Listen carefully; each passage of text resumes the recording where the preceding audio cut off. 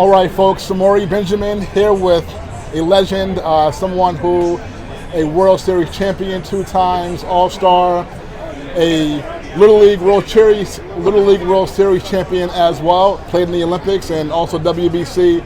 A lot of great things, Mr. Jason Varitek, former Boston Red Sox captain. Jason, man, thank you for joining me. I really appreciate it. Absolutely. Thanks for having me. Now, I know you're from Florida, and like I said, you were a part of the Little League World Series team in the early 80s and all that, but how did you get into baseball, and what do you remember just about your time playing baseball coming up in Florida? First I was in Michigan until I was really? 7, and then things started there, and then I pretty much grew up in Orlando, but baseball along with football, soccer, and basketball were huge parts of my life. I was always doing something, and then growing up in Florida, you have an opportunity to play year-round while you're playing another sport, so that's the beauty of that. Did you have a favorite team, favorite player growing up?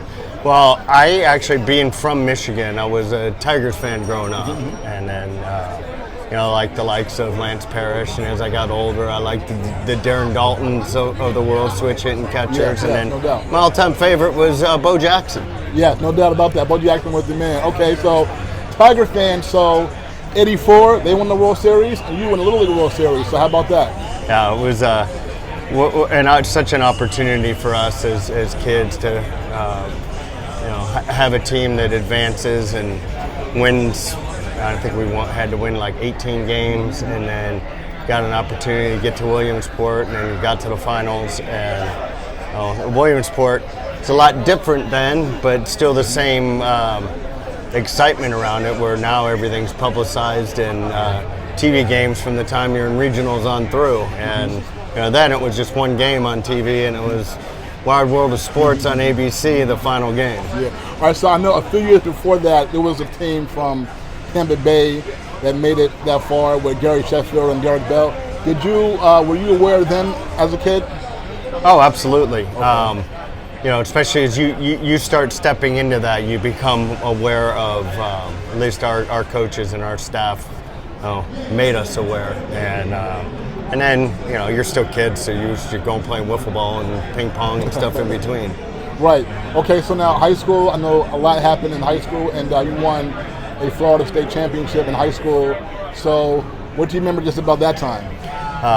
Another wonderful group of athletes, and the true sense of the word team, led by our shortstop, Sean Burke. And we had a great group of guys that, were good baseball players, but loved each other and loved competing together. And you have lifelong friends that way, and put us in an opportunity to continue to play and post regular season play, and we did a great job. So from there, you go to Georgia Tech, and high school, you won a state championship in 1990, and then at the end, fall of 1990, you started at Georgia Tech, and the basketball team made the Final Four in 90 in the spring and all that. And so then at Georgia Tech, you played with Nomar Garcia-Parra, who you would end up playing with the Red Sox, and also Jay Payton, who played here with the Mets for some time. So how was that experience playing in Georgia? And I know you won 94 College World Series and all that. Can't be happier and more fortunate to have the opportunity that Jim Morrison and Georgia Tech gave me to go there. I was fortunate to be able to play as a freshman, because we had a junior college transfer that ended up not being eligible. And time and opportunity create so much, but the school and what it means to get an education from that school, once again, group of guys and great players have opportunity to play with, starting with Nomar to even guys before that. We had a cast of pitchers with Bichota and Hostetler and Doug Creek and the likes of so many, and hitter Darren Bragg was on that team, who played with Nomar later, and Nomar is probably one of the top 5 players I've ever played with, and there's a reason that he should be a Hall of Famer. Yeah, when I was a kid, I grew up here in New York, a Yankee fan, but I like Nomar the best of all the young shortstops when he first all came up, Jeter and A-Rod and him. I remember him turning on Randy Johnson's fastball for Red Sox early in his career, and I was like, wow, that's amazing. But Nomar was the man. All right, so yeah, in 94, I know you all played Oklahoma in the championship game, and they had the minor twins and all that. But in the middle of your college career, you play in the Olympics. You got a chance to play in the Olympics. Same year that the Dream Team played in '92 and all that. So, I mean, how was that experience?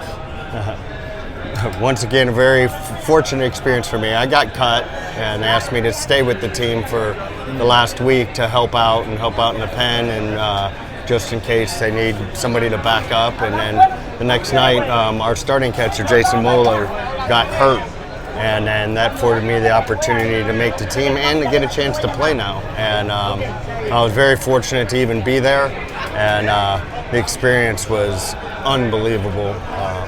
I'll never forget, being in it was more of a modular home, which was the hangout facility for the teams to go to on the USA side. And when the likes of Charles Barkley walks in and introduces himself like you don't know who he is, and he walks right up to, I am Charles Barkley, and this, that, and the other. And it was such an impressive moment at the time because it wasn't much bigger than the Dream Team, and the cast of great basketball players that were on that team, from Jordan to Bird to Isaiah Thomas to it was unbelievable. Yeah, well, that must have been really cool at that time for you in '92. Now, the Major League Baseball draft, I know in '93 you got drafted in the first round, but you decided to pass on that for a year. I believe Minnesota drafted you, and then '94, after you won the College World Series, you got drafted again in the first round by Seattle. So how did it feel for you to be drafted at that time? Oh, I mean, means to an end, and an opportunity which took a while to get a chance to go play and start my development, which took some shots and some humble pie for a few years, and then luckily got traded, and then the following year, the doors opened and right things happened. Yeah, you get traded with Derek Lowe to Boston for Slocum, Heathcliff Slocum, the power throwing a lever. And so in '97 you made your debut, Major League debut. You had like one at bat in '97, right? And you got a hit in that at bat. So how was it for you to get that one at bat in your Major League debut at the end of '97? That must have given you some confidence going into the offseason, going into '98. I don't know if the one at bat did, but I know the man that did, and his name was Jimmy Williams. Okay, nice. And I was around for a couple weeks, and Jimmy, I hadn't even played yet. I've just practiced and done things. And one thing I'll never forget, Jimmy said to me, he says, "You're a baseball player, and you're going to be a baseball player a long time." And it was the confidence I probably needed at that moment in time, and I'll always be grateful to Jimmy. Jimmy believed in me, and he was able to pull some of the best out of me from there in a few years to come. Now, '99 was pretty much your first year as the primary catcher, and Pedro comes in, and he has a magnificent season. I remember still that playoff series, Game 5 against Cleveland and all that, and you had a big series as well. So what do you remember just about, Pedro coming, being able to catch him, and just that '99 year, and of course, you all played the Yankees in the LCS that year. Yeah. I'm still into my second year, and platoon my first year, and then got some opportunities to play because we had some injuries with Hattie in my second year, and Pedro was just Pedro. He was magnificent, and you don't really appreciate what you have until you've gone through the mix of what normal is in the big leagues, and normal greatness for the rest of the world is in how elite he really is, and led by his competitiveness, not just his stuff. Right. So then, of course, early 2000s, some of the best baseball games and rivalry that we've seen, definitely in my lifetime. You and the Yankees, and 2003 was the first time you all played in the LCS, and that was also the first year you made the All-Star team. And so, I mean, just what was it like for you to just be able to make the All-Star team in 2003 after that time you had in the major leagues up to that point? Yeah, I think it's kind of more of a whirlwind. You're grinding, just trying to help your team be the best they can, and then when you individually start to perform, and you start performing at a higher level for your position, then it's a great honor to have. All right, 2003, I don't want to bring back bad memories, but it's all good because the next year you guys came back and got the championship. But 2003, Game 7. Of course, Aaron Boone hitting the walk-off against you all. Just what do you remember just about that season? You all really first come on the scene. Big Papi has his first monster year. So how about all that? Yeah, we've been many years even before that of building stepping stones to be able to stand in the same ring with these guys and put us on a stage and opportunities that we could stand toe to toe with them.